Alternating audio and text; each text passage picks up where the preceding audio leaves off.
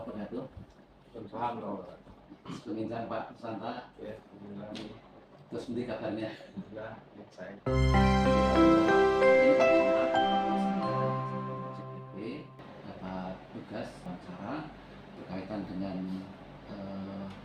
praktek pengambilan keputusan yang berjalan di sekolah kita ini berkaitan dengan dilema etika Pak, yang mungkin sama-sama benar atau nilai-nilai kebajikan yang saling bersinggungan satu sama lain. Nah, dalam wawancara ini ada beberapa panduan pertanyaan agar nanti harapannya bisa terarah dan kita akan menyimpulkan di akhir wawancara. Nanti ya Pak, selanjutnya. Siap. Yang pertama ini Pak, ada pertanyaan selama ini bagaimana Bapak Santa dalam mengidentifikasi kasus-kasus yang merupakan dilema etika atau rujukan moral di SMK 3 Unsari.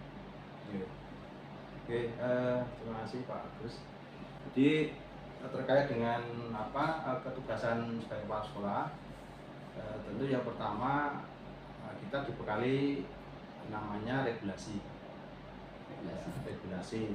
baik dari tingkat pusat maupun sampai daerah dan juga turunannya yang kita buat untuk mendeteksi ada pelanggaran etika semua.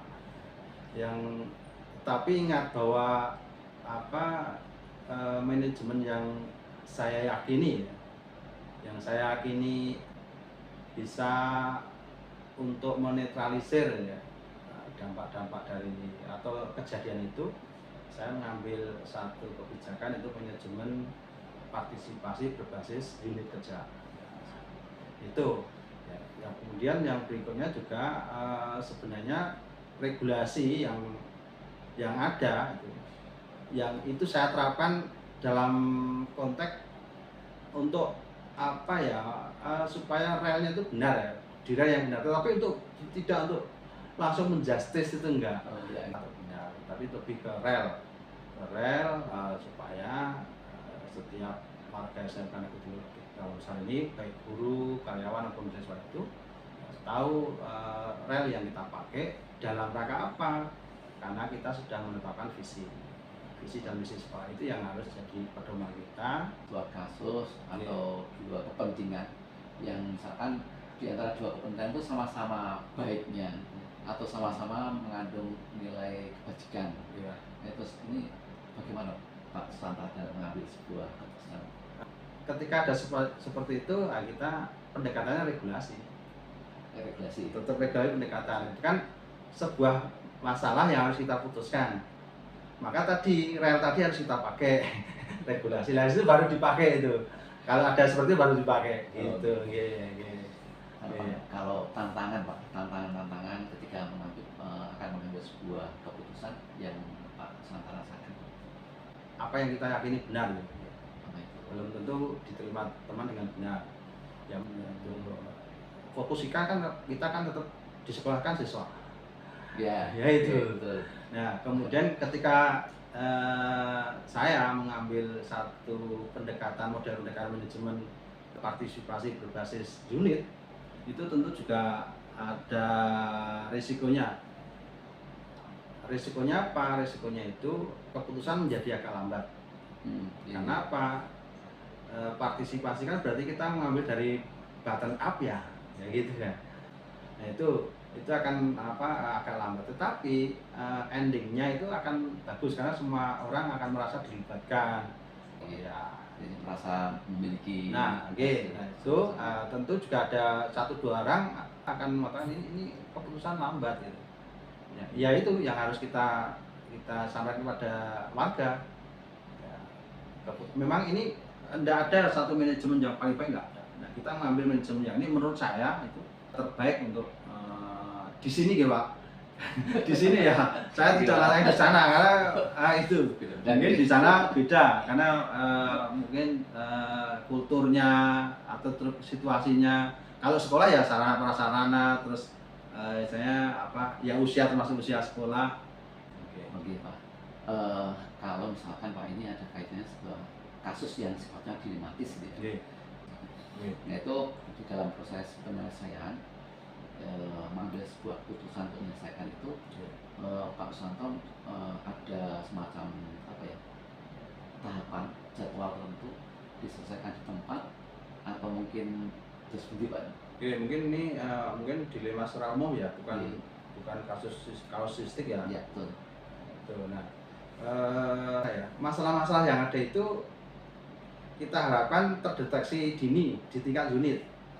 Nah, mungkin unit itu apa sih? Yang unit kerja itu adalah unit di sekolah yang di situ ada koordinasinya, seperti Waka, Kapro, Kapustakaan. Kemudian diselesaikan di jenjang itu, nih, di unit itu. Nah, ketika tidak selesai, memang baru ke kepala sekolah. Di tingkat siswa kan ada tatip.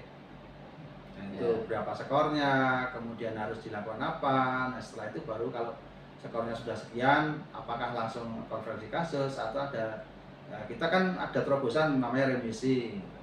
Nah, itu jika sudah mendekati titik kritis, ya, coba kita cari solusi supaya anak bisa memperbaiki diri, kita remisi. Gitu. Ya, intinya semua yang mendidik lah ya. Untuk semua, tidak hanya untuk siswa, untuk semua. Ini ada pengembangan apa di sini kalau siswa ya dengan bapak kesiswaan, kalau nanti masalah SDM ya di lembaga SDM, ya kurikulum di lembaga. Nah, seperti itu semua akan bergerak bersama. Dan ingat bahwa saya selalu menggunakan jargon kerja itu paralel, bukan seri. Artinya bergerak bareng, ya. Itu seperti itu. Baik Pak, terima kasih sekali. Ini ada satu pertanyaan yang apa ini, berkaitan dengan pengalaman Bapak, bagaimana sebuah dilema itu bisa diselesaikan secara bertahap ya, karena bisa selesai di bawah berarti sudah cukup, kalau bawahnya mampu baru di atasnya dan sebagainya. Nah, dari itu mungkin ada semacam statement Pak, pembelajaran yang bisa dipetik dari pengalaman Pak Susanto dalam pengambilan keputusan yang bersifat dilema etika. Mungkin sering saya sampaikan di forum-forum ya, bahwa semua masalah itu selesai kalau ada kesadaran kolektif. Ya, itu. Nah, kita juga mengedepankan kekeluargaan di sekolah kita, sehingga ada masalah yang memang dalam tanda petik masih bisa kita selesaikan secara kekeluargaan, kita selesaikan. Itu artinya tidak kok kemudian melanggar aturan, enggak. Jadi kekeluargaan dalam koridor regulasi yang ada, sehingga semua akan nyaman. Ya, kalau ibarat kita ada ranting yang mengganggu tetangga, rantingnya yang kita operasi, bukan pohon yang kita potong. Saya yakin semua orang punya potensi, punya kebaikan, itu yang harus kita pupuk. Yang kekurangan ya kita punya bersama. Kira itu Pak. Terima kasih sekali Pak Susanto, dan bulan merahnya yang harapannya ini jadi pembelajaran khususnya bagi saya pribadi, dan juga nanti kita coba menginduksi pada teman-teman yang lain.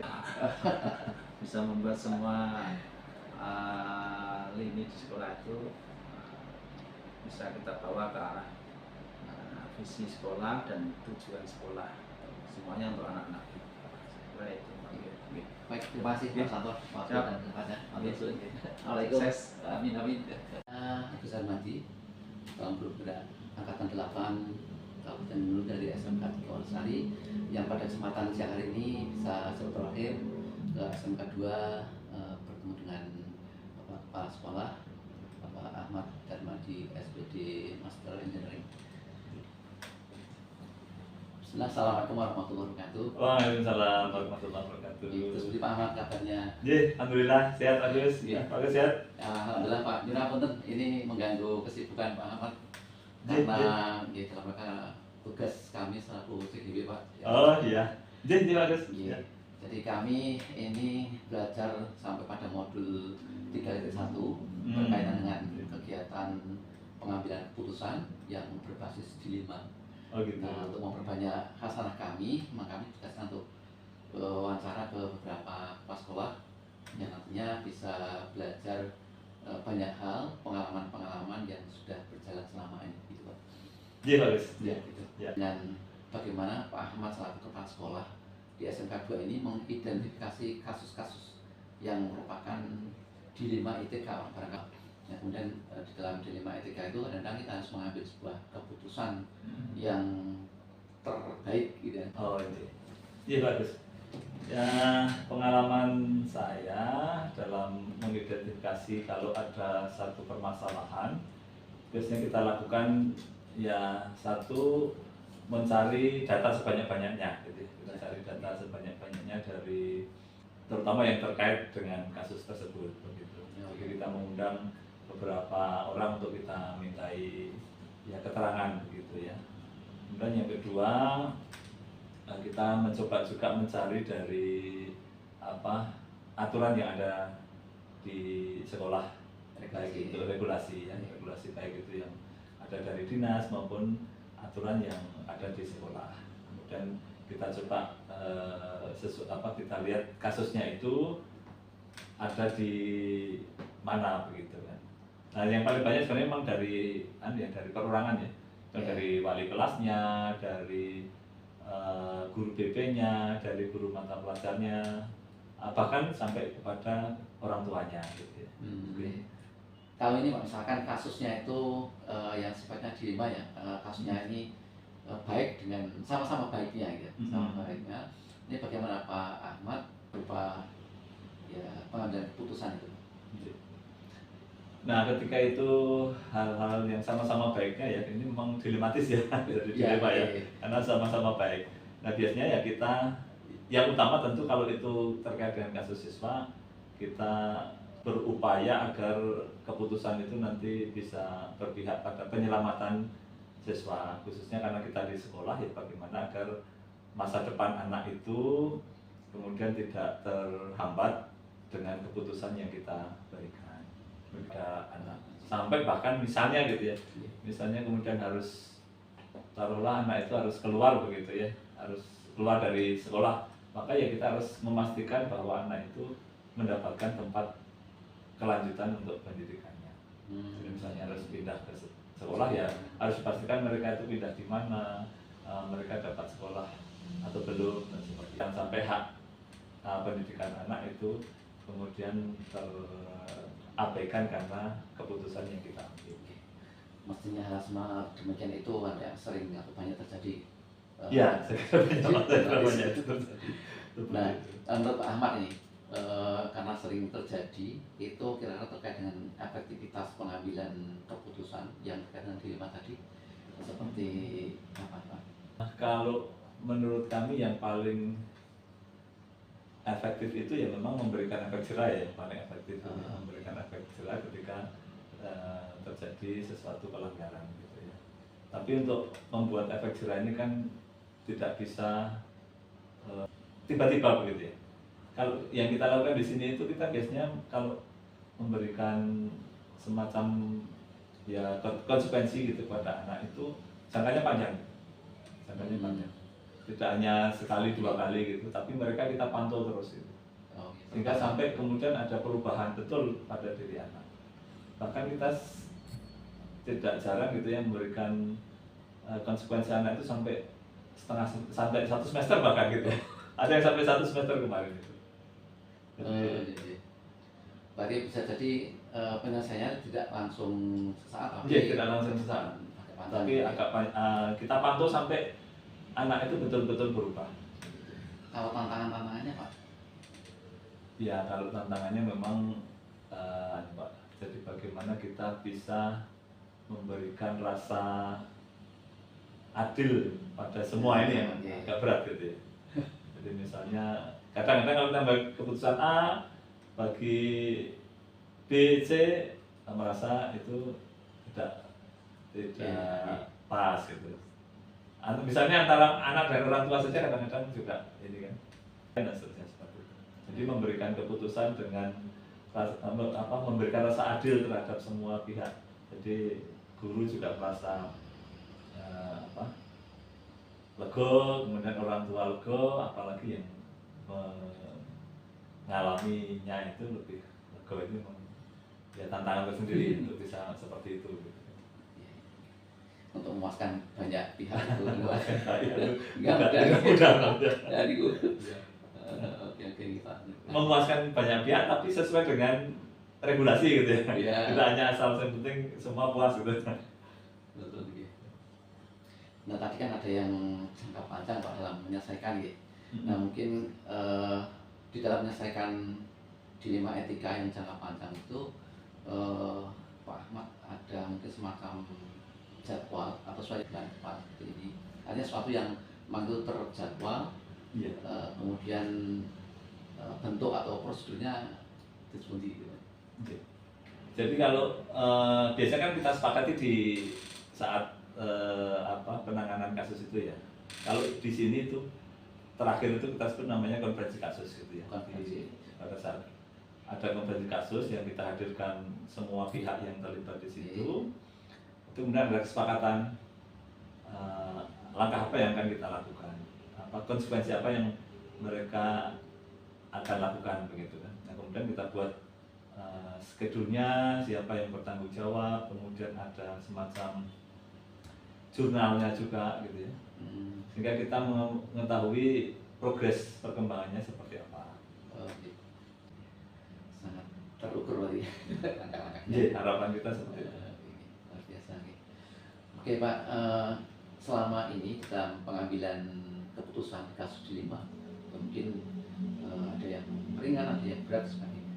Mungkin banyak faktor yang cukup berpengaruh Pak, entah itu seseorang atau mungkin komunitas yang kemudian nanti mempermudah membantu Pak Ahmad di dalam pengambilan keputusan kasus dilema etika. Ya kalau pengalaman kami memang kalau itu kasusik ya Pak ya, kasusik. Memang ada beberapa kasus yang kadang-kadang kemudian mereka mengkait-kaitkan juga dengan ada yang keluarganya, ada yang mungkin saudaranya gitu ya. Tapi kalau bagi kami ya kalau itu sudah sesuai dengan prosedur yang ada di sekolah kita, ya siapapun yang mereka datang di kita ya kita jalan sesuai dengan prosedur yang sudah ada, sesuai dengan prosedur yang sudah kita sepakati di sekolah sejak awal kan. Kita kan sudah ada kesepakatan dengan orang tua, dengan surat pernyataan awal mereka masuk. Kemudian ada tata tertib siswa yang itu sudah disosialisasikan dan dipahami oleh anak-anak. Mereka kalau orang di luar ya mungkin sekedar informasi saja, kalau bagi kami sebagai informasi saja. Nambah informasi ini. Dan ini mungkin ada semacam statement gitu. Jadi pembelajaran yang bisa dipetik dari pengalaman Pak Ahmad selaku pengambil kebijakan atau keputusan yang bersifat dilema etik. Jadi bagi kita yang mengelola siswa ya, yang dalam hal ini tidak sedikit begitu ya, jumlah siswa yang banyak, tentu hal-hal seperti ini pasti akan ada gitu ya. Artinya setiap anak itu kan punya karakter masing-masing ya. Saya kira yang paling penting bagi kita adalah bagaimana berupaya untuk melakukan usaha preventif begitu ya. Usaha preventif agar hal-hal yang seperti itu tidak mudah terjadi. Nah, kalau kemudian itu terjadi, maka bagaimana kita bisa mengatasinya dengan dengan keputusan yang aman, nyaman, dan bisa memuaskan semua pihak tadi. Jadi tidak usah takut dengan adanya kasus, tetapi ketika ada kasus kita bisa menyelesaikan dengan baik. Terima kasih Pak Ahmad. Kami Ya, ini sedikit saja pengalaman. bisa belajar dengan pengalaman Pak Ahmad ini selaku kepala di SMK 2 Wonosari yang merupakan juga sekolah besar di Gunung Kidul. Dan semoga ini nanti selain memang secara pribadi bisa belajar, harapannya nanti juga bisa bagaimana mengambil sebuah keputusan dilema etika. Ngaten Pak Ahmad, matur sangat atas waktunya. Sama-sama Pak. Ya, ya. Assalamualaikum warahmatullahi wabarakatuh. Waalaikumsalam warahmatullahi wabarakatuh.